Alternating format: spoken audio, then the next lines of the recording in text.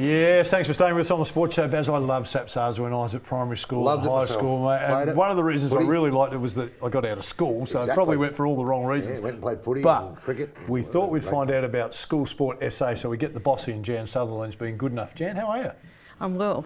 Enjoying the role? How long have you been in the new role? 3.5 months, nearly 4 months, yes. Okay. What a wonderful career you've had, Jan. Quite seriously, I had a read up at Jan. I could still be reading.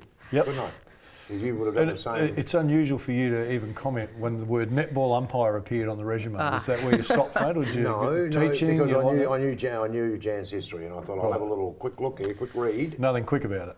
No. Nothing quick about it. You've had a wonderful career. And I think you guys too, obviously great careers too. So very kind of you. Hey, tell us about School Sport SA.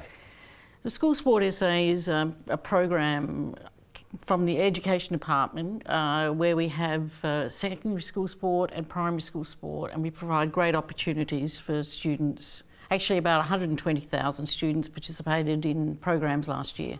Wow. So $120,000. it's a huge program, and every government has supported it, and it's a huge investment in the young people. It's terrific. Okay, does it run term 2, term 3, or does it run the 4 all terms? the time. So it's running the whole time. Absolutely. So they have a breakup, don't they? They have tournaments, they have carnivals, they have interstate play. Absolutely. There's the playing, but there's also the umpiring and the coaching that gets involved in it as well, isn't it? Yes, I think school sport, and there's been some changes, and I'm sure both of you have been involved and during your careers, and I think there are many outstanding sports people who started their career in school sport. And in National Reconciliation Week, I'd like to mention Andrea Mason, OAM. Yep. Yeah. An outstanding inspirational leader, and from the Indigenous community, but also for us. And Andrea, of course, was at the Australian Institute of Sport, I think the same time as you, Phil. Yep. Fantastic goalkeeper from Garville.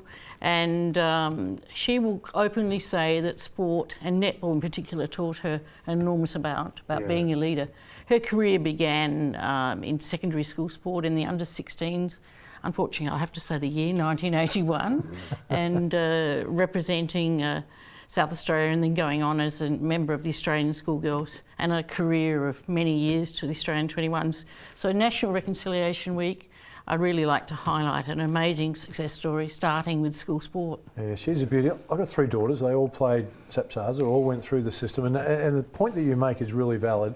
It teaches, they form great friendships out of it that last a lifetime, but it does teach them to work in a team environment. So later on in life, whatever business you go into, you're going to have to work with people. Even if you work on your own, you've got to deal with people.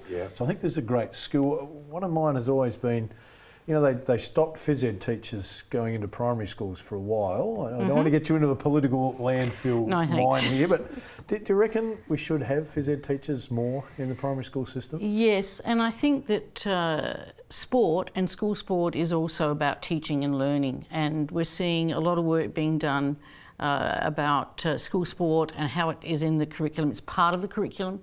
We've always said it, and there are great learning opportunities available when playing sport.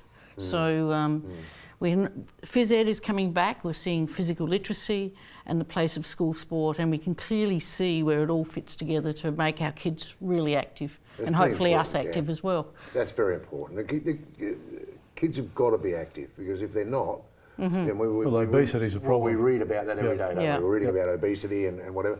That's sitting in front of computers, and the kids are not getting out there doing it. And this is where this becomes vital, not just important, it's vital for the future of some kids. Absolutely, and I think it's we have learning to be active, and we've all enjoyed that, but there are many other things, and I mentioned Andrea saying that she learned about leadership when she was involved in sport.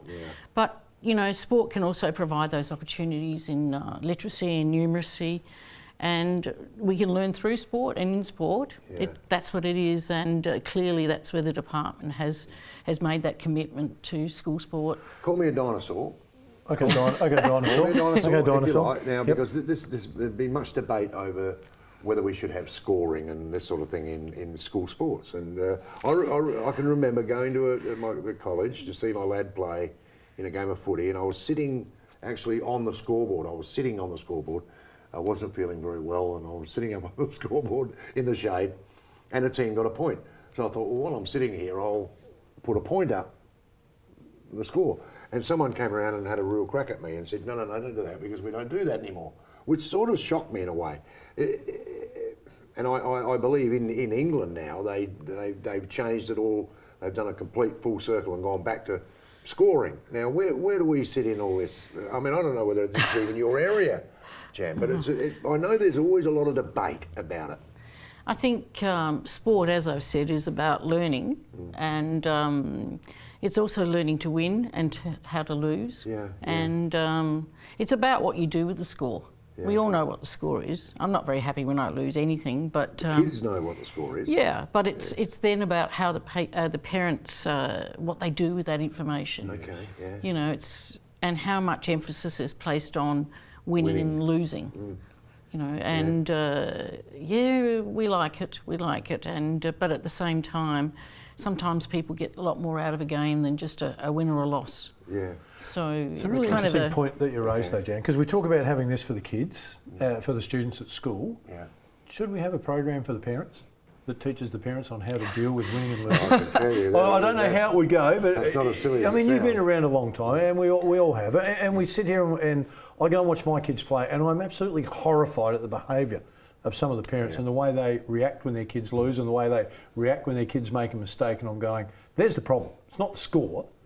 Do you think long term that we need maybe? We've seen those programs, haven't we? And we've also seen some strategies in a number of sports which have been quite good in managing. I'll reference soccer, and there's a club official who manages the sideline and looks after the officials from their club.